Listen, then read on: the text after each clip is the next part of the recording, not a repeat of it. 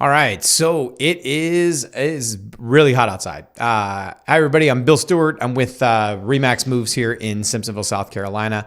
We are is week 2 of our our podcast, our talk about Greenville real estate and what's going on, and so just, really it's been a very busy week, and just trying to get our hands on what's going on. But if you were looking at our previous post from last week, what we talked about last week was really just kind of a state of the union in regards to what's going on in the Greenville housing market, the idea of when we talk about real estate in general terms, a lot of times the headlines that you're seeing are based in and around national averages, not necessarily Greenville averages.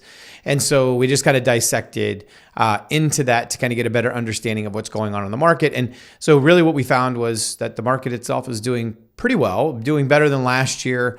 Obviously, there's some certain sectors that are being hurt a little bit harder than others due to interest rates, pricing, all of those things. But that we look to be kind of in a very stable market. And the market is moving. It's actually better than it was last year. I think we looked at it was about 700 homes higher in the same time period over last year. And that we're seeing that the home prices themselves are the average home sale price significantly higher, but that we really with the understanding that what's moving in the market, there are some higher price homes that are moving in the market and kind of moving that needle up considerably compared to where we were last year.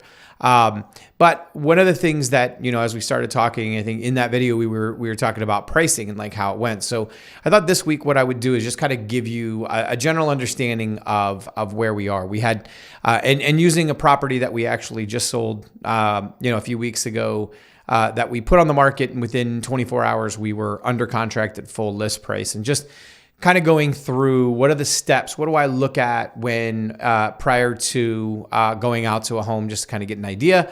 And then a couple of things that I look at, as we start trying to narrow down price. Now, there's a lot of things that come along with this that are that I would say there are other steps outside of this, but this at least gives us a ballpark strategy based off of, what you're looking at, the idea of the statistics that are happening both in the neighborhood, in and around, and then at that point too, what's our competition?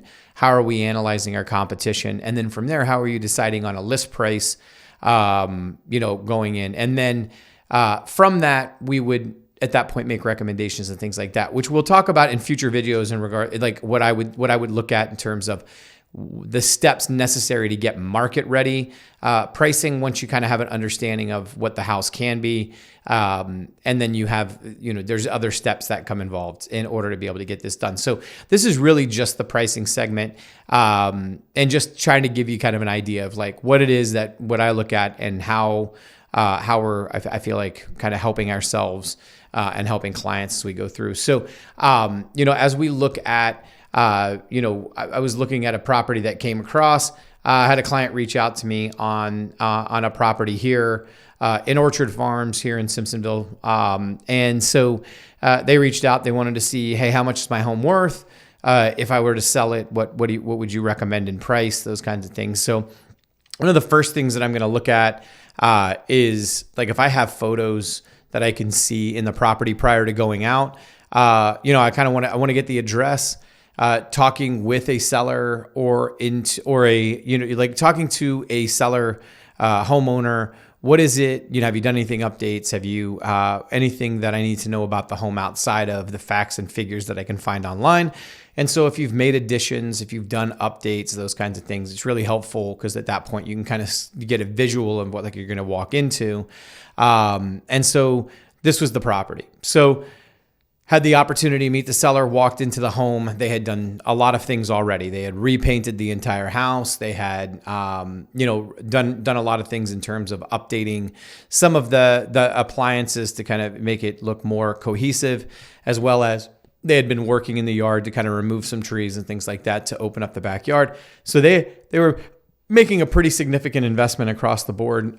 There were some things that needed to be done, but in general, most of it was minor. So it was, walking in, you're kind of seeing this as a ready to go. So once I had the address, once I had seen the property, basically I'm starting to get a benchmark. I'm trying to understand a little bit more about what the range is going to be. I'm not a big, I'm not really a big fan of coming out and saying, I think you should list at this. I like to look at ranges. I think ranges are a little bit more comfortable for people, kind of like best case, worst case, because at the end of it, I can't necessarily predict specifically exactly what a home's going to go for. And so at that point, I want to take a look at range. So one of the first things that I'm going to go into and take a look at is, obviously, I'm going to take a look at the neighborhood. So here, what I've done is I've done, just a general search based on today. And so I'm looking at actives, anything that's under contract, anything that's sold, and just kind of getting an idea of like what's the days on market for the neighborhood, what's the expectation, little things in and around like what's the price per square foot, as far as like what do we think that we can get, and then trying to get just a general understanding of like the neighborhood. I already know Orchard Farms because I live like very close to it. So I knew it was a great neighborhood, but there are like nuances of that neighborhood. And it's a very big neighborhood. There are different sections within the neighborhood. So, you're in the same neighborhood, but you could be selling in the 3s or you could be selling in the 4s.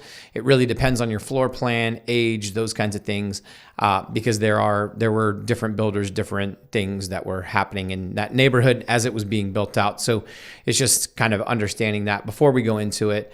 But I knew immediately once I saw kind of the square foot, I knew that I knew that the floor plan itself would be relatively appealing. And then looking back to February to see that that ultimately, in this, I'm just looking as far as like, I have to hold on a second. This is why it's skewing it, because I was going to say there's more that sold in this neighborhood. So I had to go back and change some things, but that, I had gotten an idea of like kind of roughly what square footage was on this property that sold. They had been on the market for about 12 days. They sold back in May as well. They were under contract when we pulled this up. And then we've seen, a couple other properties that had gone on. So I knew that the neighborhood moved pretty well. I also knew that I kind of had a general approximation in terms of like what square footage would go for. But again, because this property right here was a 3-bedroom, 2-bath, it's a little bit smaller in square footage. It sold at $184 a square foot. Realistically, the bigger you get, the lower your average square foot goes. But the higher the total dollar amount, if that makes sense. Because if I priced out this property at $184 a square foot, we would have been in the 5 range. And there hasn't been anything in this neighborhood, at least in the last what time. I can go back to last year if I really want to and just take a look at, see where it was in terms of like how many homes sold in this neighborhood. The average was 392. For what it was, as far as like what's active and what's sold. So you can see there's a lot of home sales in this neighborhood, but reality is like there was only a couple that broke over 450,000. And of those that broke over 450,000, there was a couple others that were within close approximation to our square footage. So I kind of knew I had a ceiling in regards to price. But they had made some adjustments and increased the square footage of the property. So felt that we could potentially go, like I had a ballpark somewhere around 440 to 460, and just kind of like I needed to do a little bit more homework to figure it out. But you can see in the last 12 months, I mean, you've got quite a bit that has sold through here. You got 20 homes that have sold in that neighborhood with an average price point of $392. So it's obviously of appeal. But you can see here's a 5-bedroom, 2-bath, $379,000.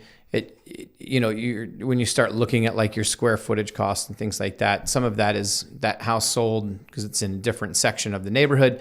So that different section of the neighborhood gets a different average price. But then looking across the board. So I knew we were pretty comfortable. So anyway, that's where I'm looking at now. Is I want to take a look at, do we have any other actives in the neighborhood that we're going to be directly competing against? And of those, doesn't mean anything to me in terms of price. We could be changing the price. Just because we're priced higher doesn't necessarily mean anything. It comes down to what's the value and benefit of that property versus the other ones, and making sure that you're kind of looking in there. So at the time, I mean, this is obviously now like what's happening today. But if I were to reprice this home, I would see, look, we've got a 5-bedroom, 2-bath. It's a different section, smaller square footage, been on the market for 13 days at $399,900. You got a 4-bedroom, 2-bath, like right around 2,500 square feet at $425,000. And then you've got another one here at $400,000. And these guys have been on the market for a little bit longer. When we take a look at pictures of the home, and we see kind of like what it looks like, they're great homes. Don't get me wrong. A little bit smaller bedrooms, a little different kitchen setup. It's got a little bit smaller lot. But the reality is it's similar in some regards. But it's also to where is it located in the neighborhood? If it's off a main street, if it's off those kinds of things. And this one was in a little bit busy area of the neighborhood. Again, if I were to reprice it today, maybe my price would change because of the fact that we only really had one home active at the time that we were going on the market in that neighborhood, and it was a very different home. So anyway, I just want to kind of get a lay. I know that we've got around 400,000, and that at that point, like from a price per square footage standpoint, we're ranging anywhere from like 140 all the way up to $190 a square foot, if not more. So I kind of had my benchmark, but do I think that we could get somewhere between 440 to 460? That was really where I want to look. So kind of my ballpark where I'm at. So then the next thing that I want to look at is I'm looking at 450,000 to 500,000. What I really want to look at is that knowing that I'm going to be playing in this kind of ballpark. What I want to look at is now my active market, like what's available right now in the market, who we're going to be competing with in this price point, and trying to get an idea of like, could we beat them? Could we not?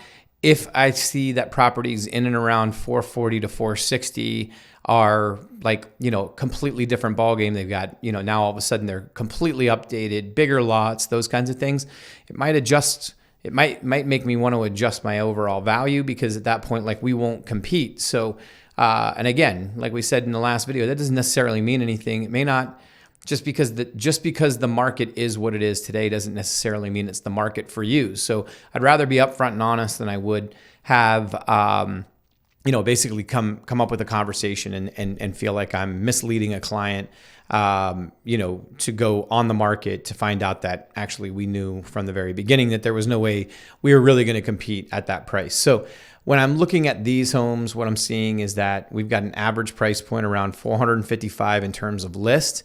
But now I'm going to start looking at specifically in the price point where I'm at. So if I'm looking at 440 to 460,000, really I've got 3 different competitors right now. And so I'm going to take a look. I really want to take a look at those homes specifically in where it is. Here's one right here in Orchard Farms. Oh, this is all Orchard Farms. Hold on a second. This is where I'm at.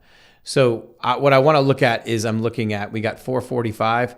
I want to look at my main competition. So really kind of this home, and this home are in the price category of where I'm at. This one will be outside of. So in essence, we're not going to be the most expensive. We're not going to be the least expensive, but we don't have a huge amount of competition in our price bracket. So I just kind of want to get an idea of who it is, right? This one's under construction to be built. Not really necessarily going to be somebody that's competing with us today, but in general, if it came down, push come to shove, and price is good and the benefits are better, at the end of the day, we could potentially sell that house. So I'm going to look at this one here and just kind of get an idea. It's a little bit smaller in square footage. It's a 3-bedroom, 2.5 bath.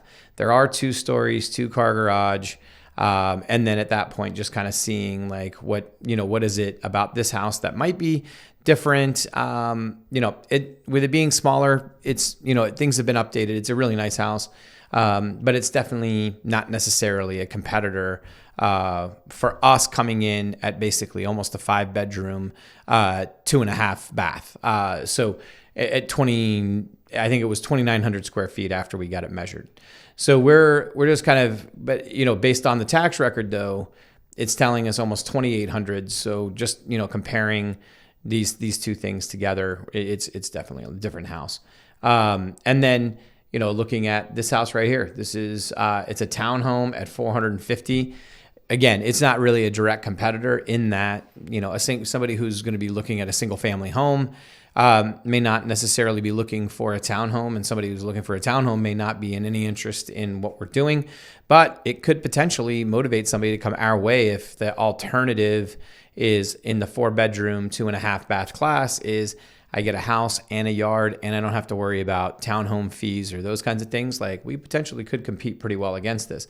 And it's also same school district, same everything. So like to like, I would feel pretty good about our chances to be able to compete here. And then what I want to do is I really want to take a look at solds, contingent, pending. What that's telling me is and I'm only looking back, say 4 or 5 months, as close as I can get, just to get a general understanding of how the market has been moving, both in like what I would consider past, and then what are buyers actively making offers on currently, like in the present. So contingent or pending would be what I would consider your present market. And so I'm just going to look at those homes. And I know here, again, 444,000 is what the average, they're averaging at 450 list, selling at 444,000. I really just kind of want to take a look down and see like our direct competitors in price. Let me organize this by price. When I'm looking at where we are, how long did it take somebody to sell? And then there's also what's considered over here seller contribution. So what did a seller have to give up in order to make the deal work? Because I want to subtract that from the actual list price when I'm advising my sellers. Hey, they may have sold it for the list price may have been $445, and that's what on paper they wrote the contract for. But what you really walk with was they asked for $10,000, in closing costs. If you had to pay that, that's a seller concession. And that's not commission necessarily. It's, this could be repairs. This could be a reduction in price. This could be closing costs for the buyer to a lender. There's a lot of things, but we don't necessarily know specifically what it is, but you would want to reduce it from that price. So anyway, I'm just kind of looking around, see where it is. Average days on market, 25. So we're in a good market. This is just MLS code area 31, which is like the Simpsonville, Five Forks, that kind of area. So, I mean, it's moving pretty quick. 25 when we saw last week, average days on market is hovering somewhere around 54. So you're more than halfway at a better market. In terms of like expectation for days, but it still boils down to like when we start looking at what competition is, in general, from an active market, we still are competing against 14 other homes in and around a $400,000 to $500,000 price range. So there are quite a few choices if you're a buyer looking in this market right now. So we want to make sure that how do we stand out in that crowd, and what are we going to do? So once I've looked at these things, I kind of have a ballpark in my mind. I'm starting to put together like that. I'm pretty confident in my pricing, like I guess the range. But now what we would need to do is talk through like where would we attack? Where would we come out? What's the list price? Where do we think we're going to get attention? And so what I like to do is I'm looking at a couple of different things actually. Obviously days on market, like what's going, like how fast are price points moving, those kinds of things. But what I think is good about this MLS analysis is that I can take a look at what happened in the past. I can take a look at what's going on currently. But now at this point, how would we predict the future and try to help to advise our clients in the best possible way? So that's where we need to understand where a buyer's looking. Like what are they looking at? What are the price points that are getting the most activity? And how fast are they going? So, how many showings is it taking on average for a home to sell in this market in these price points? So the reality is that there's going to be homes that I'm not looking at expireds or withdrawns in this, like expired listings that came off the market or withdrawns that pulled themselves off the market. I'm literally just looking at active inventory, and the what's selling, what's under contract, those kinds of things. Because at the end of it, that's really where like I can get a better understanding of that through those things. I will look at expireds and withdrawns sometimes because of the fact that like we can tell what didn't work in the market, and we can help to use that to advise more appropriately to make sure that we're not picking a price point that doesn't make sense. But at the end of it, it's still going to come down to the seller's decision on what's best for them. It just may not necessarily be best for us. So anyway, I'm looking at a couple of different, so I'm seeing where things are going. I know the market's moving. I have a general ballpark, somewhere around 400 to 460,000 is kind of like my thought process. Where would we go? We don't want to price ourselves too high, and we want to be able to compete. So what I would start looking at really is, I want to see what's showing activity, what's the behavior, where are buyers going, what are they doing, and I want to look over the last 30 or 60 days. And what this report is a showing time report. So what it does is it gives me, it's a report that we can pull that basically shows where agents scheduling showings. The lock boxes that are sitting on the door, they have, that's a digital lockbox. It goes into a system. We can, this report is generated back off of that. I think it's updated every 24 hours, and it shows where are buyers going? What are the price points? Where are things going? Where are price points, and how many average showings are they getting? And I find it super useful. First of all, when we start talking about how people are searching homes, typically they're going to go to a search engine of some sort, whether that be Zillow, Realtor, an agent website, or those kinds of things. And they're going to create a search parameter based on where they want to keep their budget. Typically, it's going to be 400,000 and under, 425,000 and under, 500,000 and under, 300,000 and under, all of these things, right? Most people are putting what I would consider price ceilings on themselves because they don't want to be tempted to look at something that's more expensive because it's a waste of time if it's outside of their budget.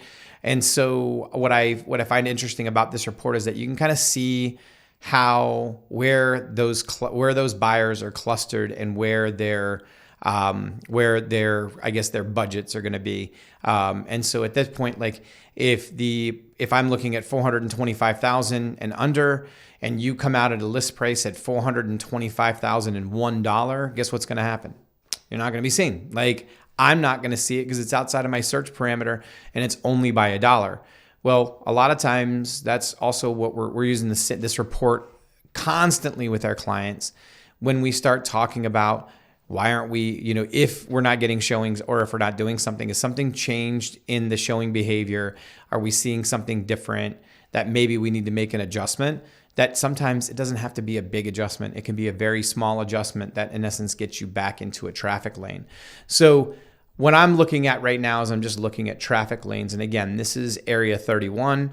These are single family detached. I'm not looking at condos or townhomes. I don't want to skew things with anything outside of a like-to-like property. I just want to see where are buyers looking.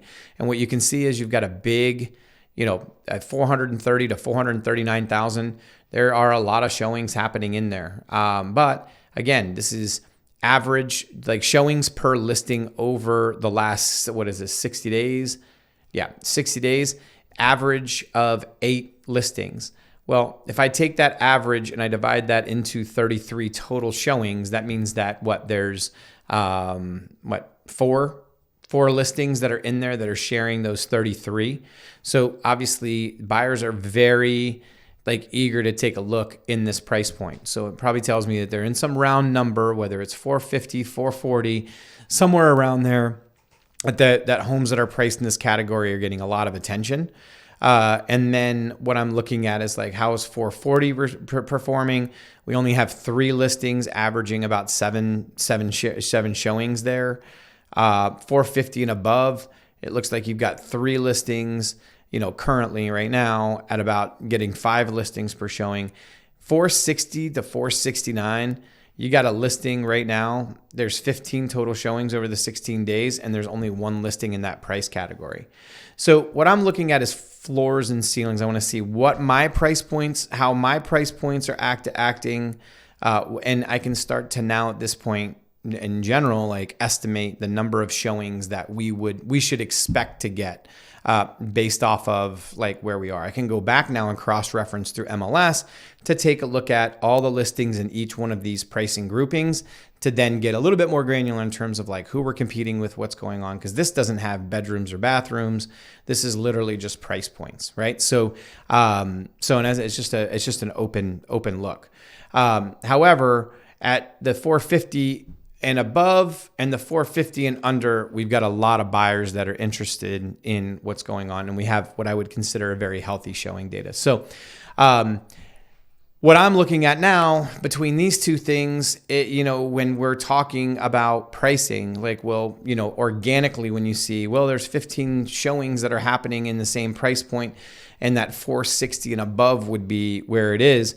Well, yeah, except for the fact that you're competing pretty heavily here at this price point. And so at that point now it's like, okay, how do you stand out? So that's where I would go back into our overall active to take a look at what's in the 460 to 470 price range. There's nothing here. Let's take a look at if there's anything that's contingent or pending in that price point. Here's one right here.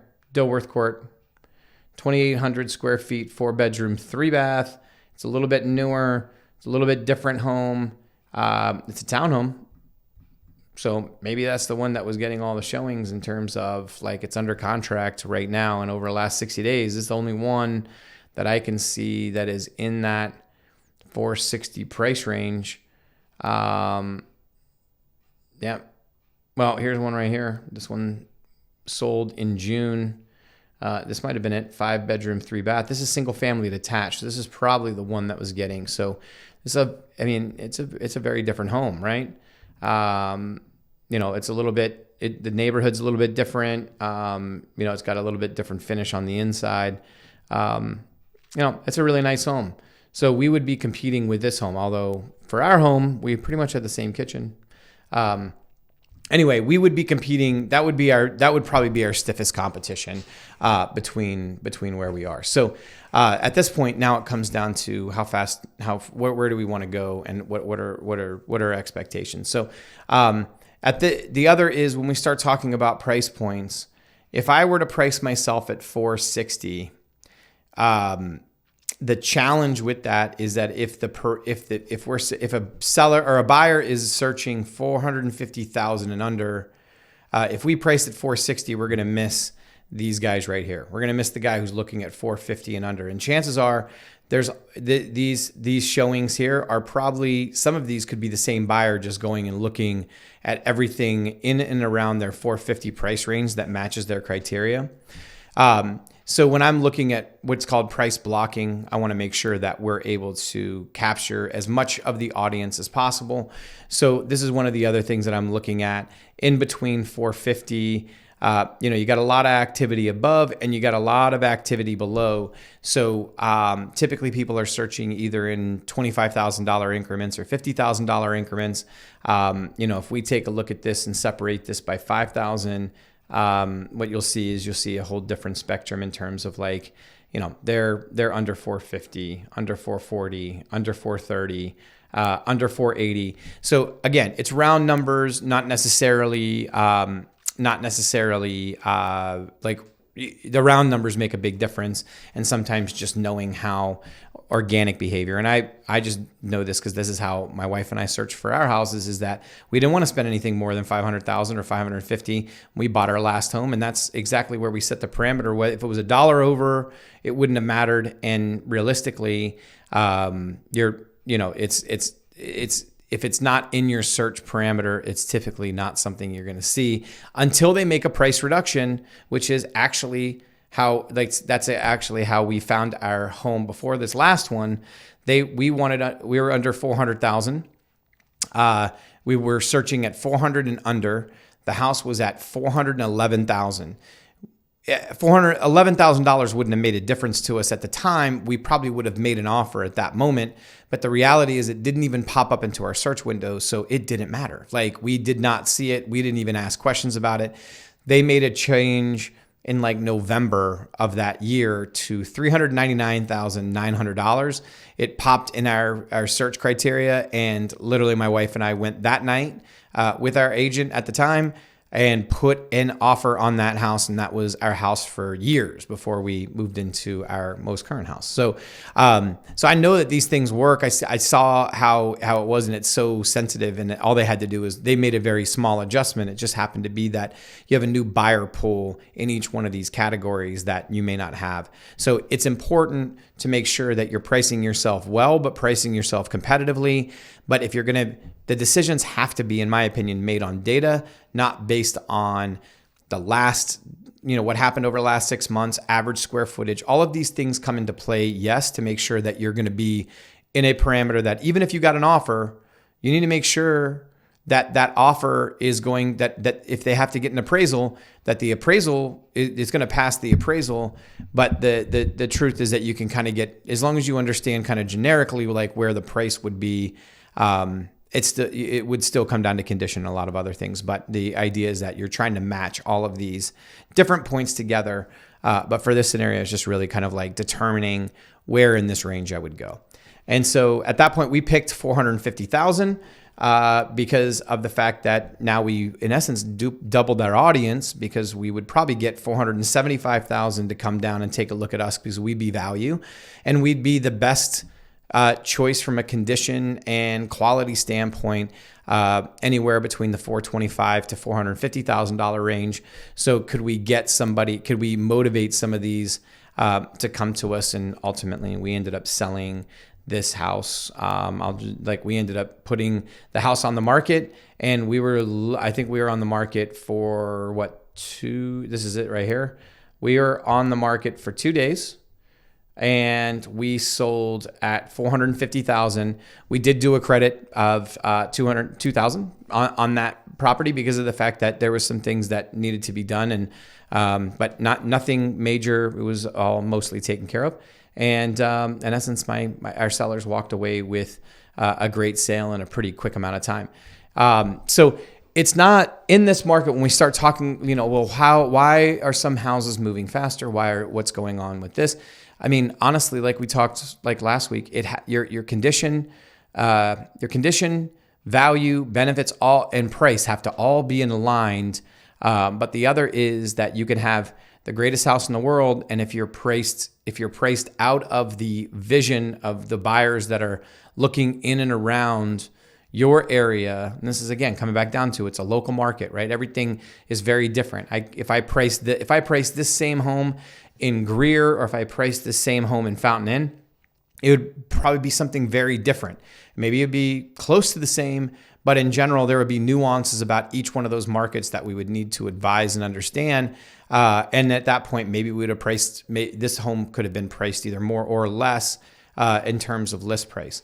So anyway, it's one of those, like, you really just, when you were looking at homes, the way I look at it is, what needs to be done to get it to where it is. And you know what? Sometimes there's going to be stuff where I'm like, this is going to be way too costly for you to do, which is fine. Instead of going and spending the money and doing all this work to, at that point, run a risk of potentially not getting all of that money back, why don't we just go ahead and reduce the price on the home? And therefore, like, the net benefit is going to be the same.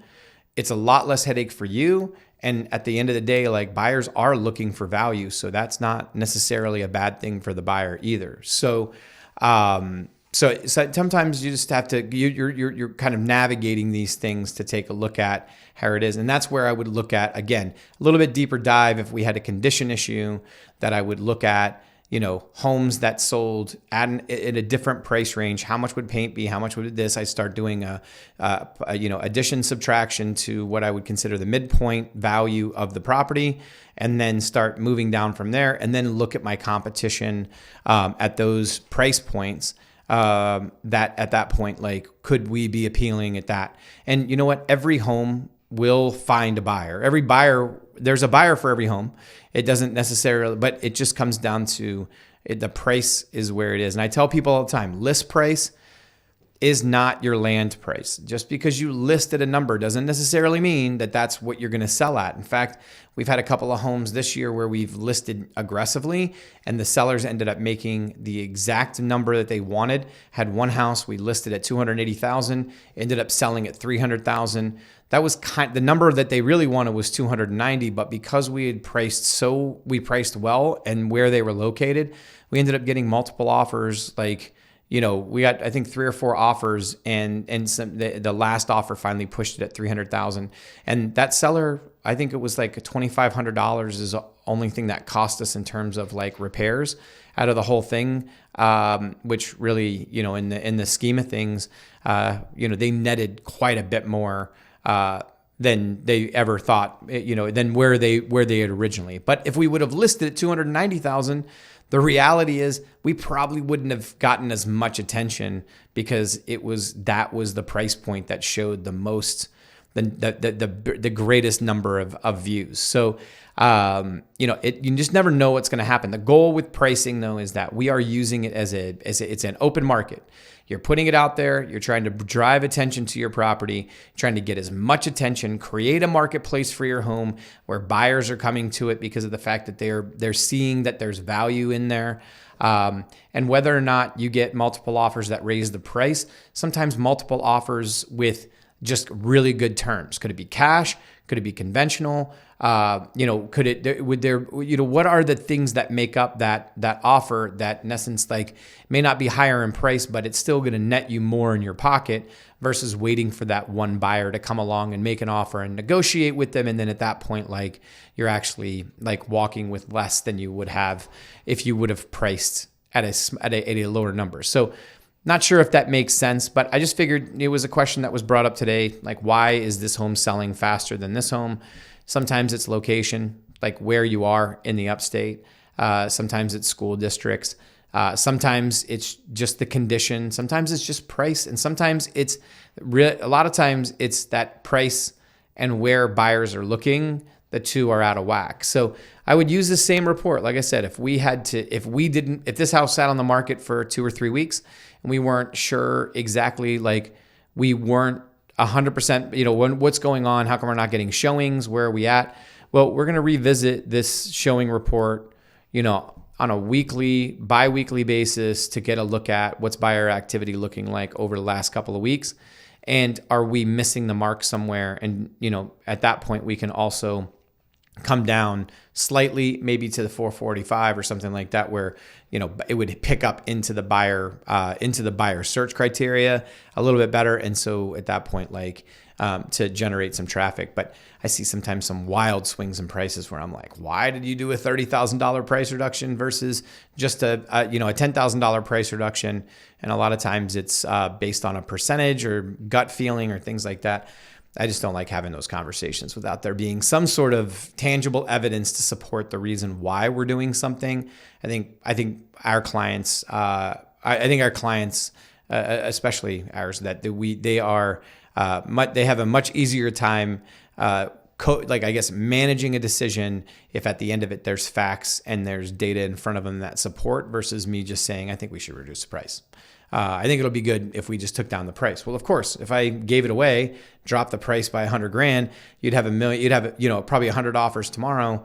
But it's trying to balance how much we can get for each one of our clients, how we're going to net them the most in their pocket, while also not having them sit on the market for months at a time. So anyway, I hope that's helpful. It's one of those things. I think it's a really helpful tool, something that we look at. We're constantly looking at new ways to be able to understand, analyze, and share with clients. And I just figured it was a good opportunity to kind of share it out here, coming off of last week's conversation as to what's going on. And look forward to next week. And if you guys have any questions or if we can do anything in terms of like offering any sort of information that you may need, please, our contact information is in the description below. Feel free to reach us anytime. And if you happen to find any value out of this content, I would encourage you to hit the subscribe button. We would love to